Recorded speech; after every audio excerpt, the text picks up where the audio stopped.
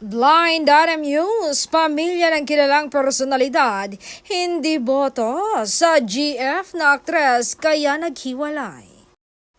Truly kaya na hindi boto ang pamilya ng kilalang aktor sa jowa nitong aktres kaya hindi sila umabot sa endgame.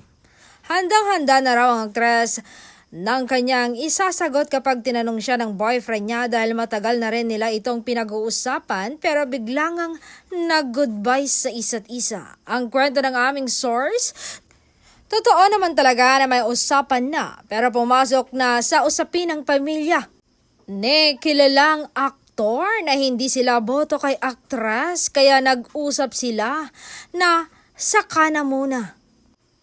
Hayon, kinantahan na si aktres ng I Love You, Goodbye. Alam mo yung kantang yon? Sabi ng aming source na ang tinutukoy ang kanta ni Celine Dion. At gaano rin kaya katotoo na naganap ang paghihiwalay ng kilalang aktor at ng aktres na natanong, may malaking handaan sa pamilya ng una. Super late raw dumating ang kilalang aktor kaya galit na galit ang pamilya nito na feeling nila ay inuna pa nito ang aktres kaysa sa handaan nila. Ala, sinich itay.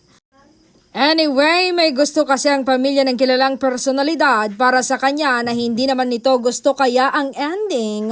Kung sino ang magustuhan niya ay hindi rin gusto ng pamilya niya.